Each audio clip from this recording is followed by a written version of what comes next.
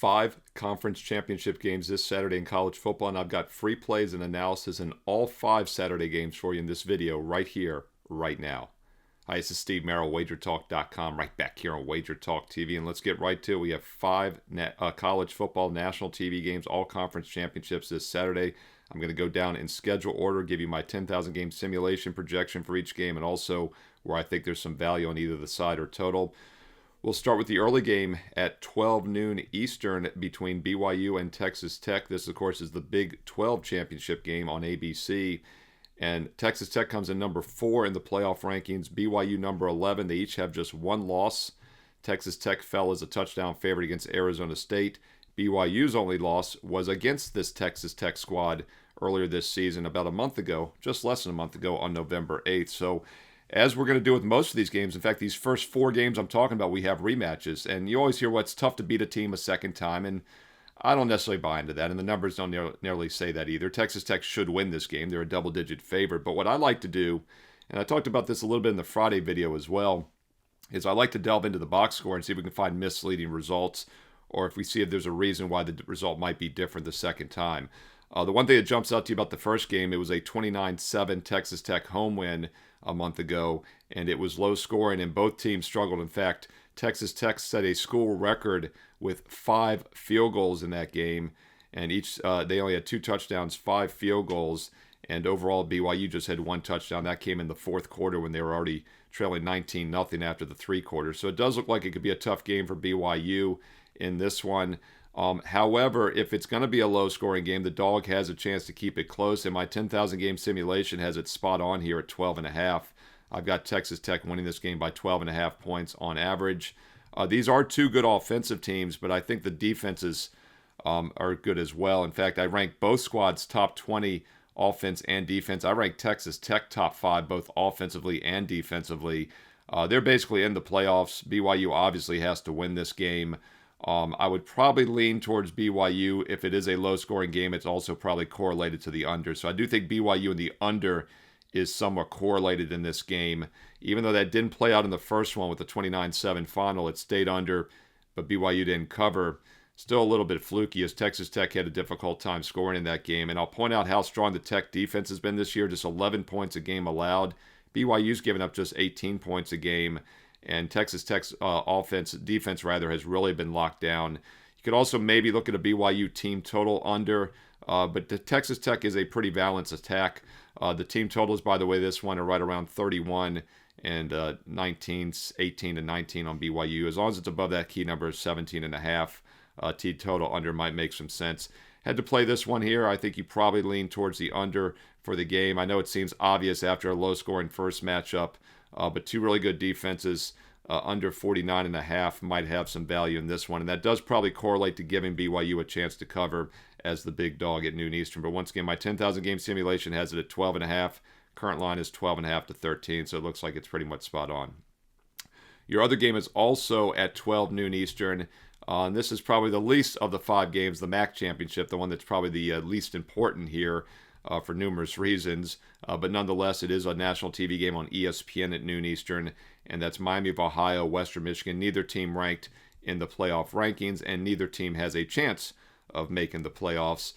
So this is just for pride and for the conference championship, and they both should come focused here. And once again, we do have a rematch from an earlier meeting this season. These teams played back in late October on October 25th, and that was a win for Miami of Ohio at home, 26-17 as a small 2-point favorite, and the game barely scooted up and over the 41 with 43 total points. Here in the rematch, we are seeing Western Michigan as about a 2.5 point favorite on the neutral field, and we're seeing the total a bit higher now, around 43.5. It did open 44. It's been bumped down a little bit to 43.5, even some 43s starting to show. And by the way, this game is at Ford Field in Detroit, Michigan. Should be a neutral site, maybe a little bit of an edge for Western, but I would handicap it still as a neutral site game. My 10,000 game simulation, let's start with that. I've got Western Michigan on average by just over 2 points, 2 to 2.5 point average win, and that's exactly where this line is as well. So let's look at the total in this game. And I mentioned how it's a few points higher. It was 41 in the first game, landed 43. Now it's 43.5. I like the under in this game. If you look at both offenses, neither one even rank in my top 100. Yes, 136 FBS teams. Neither Miami of Ohio or Western Michigan's offenses rank in my top 100, but they're both in my top 50 defenses. So both defenses have substantial edges in this game, and I think that will be the difference in this one. Let's dig into that first game in which we had 43 total points in late October. You look at the overall yardage. Miami did have 400 yards at home. They did most of it through the air with 260. I don't expect that to be the case again here. They averaged almost 9 yards per pass. I just don't think that's going to be happening in the repeat. Western's going to focus more on stopping the pass, and overall this year they've given up just 6.7 yards per pass against teams that average 7.5. I think that was an outlier performance at home for Miami of Ohio, and even with it, they still only got to 43 total points. I like the under 43.5 here in the rematch, the MAC championship game, noon Eastern on ESPN. All right, we'll keep it rolling here with the late afternoon game, another one of the best games on the board, and this is the SEC championship game, another rematch between Georgia and Alabama. This is on ABC at 4 p.m. Eastern Saturday afternoon. Georgia comes in number 3 in the playoff rankings, Alabama number 9. Georgia is definitely in. A lot of the metrics I look at had them as pretty much a lock to be in the playoffs here. Bama probably in as well at about 97% now if you look at some of the predictions, prediction markets. So it really doesn't necessarily matter who wins this game.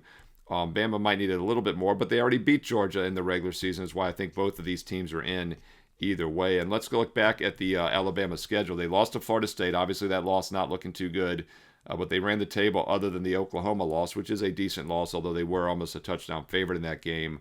I said in the earlier preview video this week that I did on this, I thought Alabama might need to win, but the more I've updated my numbers this week, I realized Bama's at about 97% now, so they're probably okay either way. Georgia's a lock either way, win or lose. And I do think this game goes down to the wire. My 10,000 game simulation makes it a pick 'em.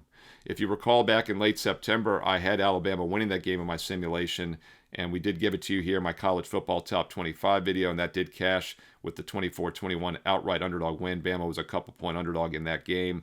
I've upgraded Georgia a little bit in my ranking since, and I do have them as the stronger overall team. But the matchup is still a pick 'em here because I think Bama matches up well, and we saw that with that upset win a few months ago. Two really good defenses, but I think both offenses are a bit underrated in this game. And once again, I have a pick 'em projection here. The current line, by the way, is Georgia 2.5. If it gets to that key number of +3, which I do not think it will, Circa in Las Vegas is at -2. Most of the other books around the world are at 2.5. If you do find +3, then you're probably starting to get some line value with Bama, especially since the total is only 48. There would be about a 9 to 10% chance Georgia wins by exactly a field goal. So since I make the game a pick 'em, if you get to +3, then you're starting to get some value. And by the way I use my projections is when it crosses key numbers. So pick 'em to 2.5 isn't a big difference. Pick 'em to +3, then you're getting that key number working for you. But I want to focus on the total instead here. And by the way, I do have a standalone free play video for this Georgia-Alabama game, a deep dive 10-minute video that I did earlier this week for you here on the channel. And one of the things I pointed out was, yes, the first game totaled just 45 points, but all the other recent meetings in recent years have been 60 or more, 51 last time, 65 a couple other times. I think these teams can get up into the 50s again. And Alabama threw the ball extremely well in the first meeting. That's one of the reasons they did win that game. And I still think Georgia's weakness on defense this year is their pass defense. Yes, they give up 6.6 against a tough schedule, but that's still higher than it's been in years past. I look for Alabama to have success throwing the ball, and I think Georgia has a more balanced offensive attack, running and throwing. They'll have success as well. I like the over in this one. When I did the video earlier this week for you, it was 47.5. 48's now, even 48.5 starting to show. So 48 is a key number. You're starting to lose that. You might want to play it sooner than later, but I think that's some sharp money as well. I like the over 48 here in the Georgia-Alabama game at 4 Eastern on ABC. All right, we'll keep it rolling with you. Two primetime, nighttime games here at 8 o'clock Eastern Saturday night. By the way, a quick reminder, if you're liking these videos, all I ask is a thumbs up like and a positive comment below. You can listen while you type. Positive comment below, thumbs up like, and I will keep them coming. Also, don't forget, click subscribe, click the bell for instant alerts here on WagerTalk TV. You'll know when my NFL Fade the Public video, which is hitting over 60% for free this season, is ready for Sunday. And also, comment below. I read the comments. I reply back. Let me know your thoughts on these games. Which sides or totals do you like? Hey, drop some analysis if you have time. Let's learn and earn and win together here on WagerTalk TV. All right, let's look at the two nighttime games at 8 o'clock Eastern. We'll start with the ACC Championship game. This one is also on ABC at 8 Eastern. Duke and Virginia. It's in Charlotte, North Carolina. And by the way, hell of a coincidence. And my UVA big fan insider Matt Moore told me that the UVA hoops team is playing also earlier that day in Charlotte. And I had to look that up. I was shocked to hear that. They're playing Dayton, which made no sense. So I dug into it deeper. It's a neutral site game. Dayton and UVA wanted to have a neutral site non-conference game to boost their at-large chances, I guess, for the NCAA tournament, and also to give fans in a major city a big-time college basketball experience. This will be at the Spectrum Center where the Charlotte Hornets play. So what was supposed to be a neutral site basketball game probably is not going to work out that way for the Dayton Flyers, as the UVA football fans will be there, and I'm sure they'll be going to this game at noon Eastern. So just something to keep an eye on when you're handicapping the college basketball card Saturday, that this Dayton UVA game is in Charlotte, and it'll probably be a UVA home game at that point for what it's worth. As far as this game, I think Duke will travel well, being in Charlotte, but UVA fans will also. I look for a true neutral field here for the football game. And this is also another fairly quick rematch that we get from earlier this season, in which UVA won rather easily, actually, when these teams played just about a month ago. These two teams played, well, actually half a month ago, mid-November, November 15th. UVA went to Duke on the road and won 34-17 as an underdog. They were about a 4.5-point dog. The game stayed under the 59.5. So let's dig into that box score as we like to do. And nothing misleading about that win. UVA had a 22-11 first down edge and a monster 540 to 255 total yardage edge, almost a 300-yard edge. So the question becomes, can Duke switch something in just a couple weeks? And I'm not sure they can. Duke has a bad pass defense. That's been their weakness this year, and UVA threw for over 300 yards, over 9 yards per pass a few weeks ago when these teams played. And Virginia's clicking on all cylinders right now. They've covered 3 of their last 4, and they've won every game except that Wake Forest game after their Week 2 loss against North Carolina State, which on the surface of the game they probably should have won. They had the turnover deficit in that game. In fact, their 2 losses this year, they've had a 4-0 turnover deficit. Now, yes, they did have and they also had a deficit by way of 2-1 turnover deficit at Duke, and they still won the game by 17. So it could have been even more, as they threw 2 interceptions despite throwing for over 300 yards and 9 yards per pass. Not a good Duke secondary, as I mentioned. The numbers back that up. They're giving up over 8.5 yards per pass, almost 30 points a game. UVA is a substantially better defensive team, giving up almost 10 points per game less and almost a yard per play less and almost 2 yards per pass less. I do think Duke has the better offense, but UVA showed they can move the ball here. If you're going to play it, I would lay it with UVA. There's not a lot of line value. My 10,000 game simulation projects a 3.5-point Virginia win, which is exactly where the spread is. Actually, it opened 2.5. Some early sharp money quickly bought it above that key number of 3. 3.5s have now turned to 4 in a lot of spots. But I would agree with the sharp money. The matchup looks favorable for Virginia. That's at 8 o'clock Eastern on ABC. All right, your other game, your final game we're going to talk about is the Big Ten Championship. Best for last, right? Saving the best for last. This is the best college football game of the season. Not even debatable. Only 2 undefeated teams remaining, ranked 1 and 2. They're ranked 1 and 2 in my power ratings as well. And right now we're talking about the Big Ten Championship game, Lucas Oil Field in Indianapolis. And Indiana, I think Ohio State will travel, but Indiana will definitely have support as well in their home state. So this will be a neutral site, maybe a slight edge for Indiana. We'll see how much those Hoosier football fans show up, if they're aware how good their program has become. Signetti came over from James Madison 2 years ago, got him to the playoffs last year, and he's got even more horsepower now and for years to come. And while I said these are the 2 best teams in the country, the top 2 ranked teams, a lot of my metrics, I've actually got Indiana as the better team. Yet my 10,000 game simulation takes matchups into account and other factors. On average, has Ohio State winning by about 2.5 points. So I do have Ohio State winning this game by about 2.5 in my simulation. But hey, there's still value with Indiana at +4, 4.5. We get those key numbers of 3 and 4 working in our favor. And let's just talk about some numbers here. I mentioned how the Hoosiers might be the better team overall. Well, let's look at the schedules they face this year. Indiana's actually faced the tougher schedule and has still outscored their opponents by 33.5 points a game. Ohio State has outscored them by just 29 points a game, but still, tougher schedule. Indiana has the better scoring margin. And if you look at opponents played, Ohio State's opponents have been actually outgained 5.6 to 5.7. Indiana's opponents have outgained their opponents 5.7 to 5.5 yards per play. So very equal schedules here. And with that said, Indiana's been the better offense. 5.7 yards per rush, Ohio State 4.9. Indiana 9.5 yards per pass, Ohio State 9.3. Indiana 7.2 yards per play, Ohio State 6.9, and that's against a tougher schedule of defenses. Now, where Ohio State does have the edge, and one of the reasons the simulation likes them to win this game by a couple points, is the defensive edge. But once again, we're splitting hairs here. In fact, I rank Indiana as the second best defense out of all 136 teams. I just have Ohio State number one, and the numbers bear that out. They give up just 3.8 yards per play, 7.5 points per game. But Indiana not far behind, 11 points a game, 4.5 yards per play. So yes, Ohio State has the defensive edge. That might be the difference here in a championship game. And let's be honest, they do have the experience edge. And I know on the surface it feels weird taking Indiana to beat Ohio State in a Big Ten championship. But with the plus 4.5, hey, we don't necessarily need to win this game outright. We got 3 and 4, two key numbers working in our favor. I think this one goes down to the wire. I like the Indiana Hoosiers plus the 4.5 points. The two best teams in college football. Should be a great game at 8 o'clock Eastern Saturday night on Fox.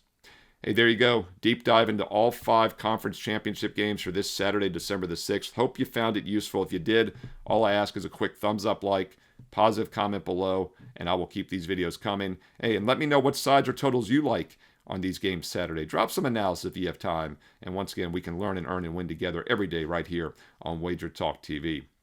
As I mentioned earlier, almost 250,000 subscribers, almost 250,000 subscribers. Can't be wrong. Make sure you're one of them. Click subscribe for free here on WagerTalk TV, and click that bell as well. You will get an instant alert when free play videos are posted every day, including my NFL Fade the Public video for this Sunday. Also, daily basketball, NBA, and college hoops picking up here in the month of December. Check out those daily free play basketball videos as well.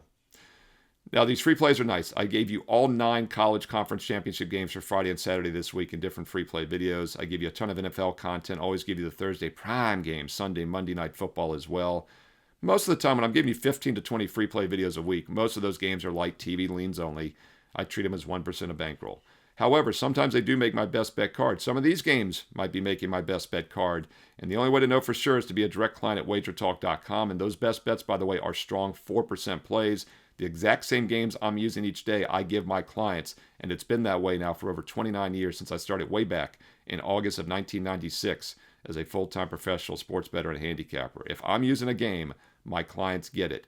And it doesn't matter if you get a 1 day, a 1 week, a 1 month, or a 1 year subscription. Everybody gets the same best bets that I'm offering. If you want to try out this weekend's football, the Weekend Warrior is so popular. Just $49 gets you Saturday and Sunday all of my college and pro football best bets. Plus, it includes Monday night as well for free. Or if you want to try a 3-day basketball sampler, we have a similar package right now. 3 days basketball, college and pro combined for just $49. Great entry-level products if you're new to sports betting or still building your bankroll. But if you're ready to take a serious investment approach, the way to go is the 1-year all access, because with the instant $500 discount, which I'm offering right now this weekend, you get it down to about $1 a play for every college and pro football, basketball, and all of baseball next year for one low price. That is a true 365-day package. And by the way, if I ever pass when there's a small card like I did this Thursday when there's only a handful of games, because you know, I never force anything. I only use games that have a true mathematical edge for my clients.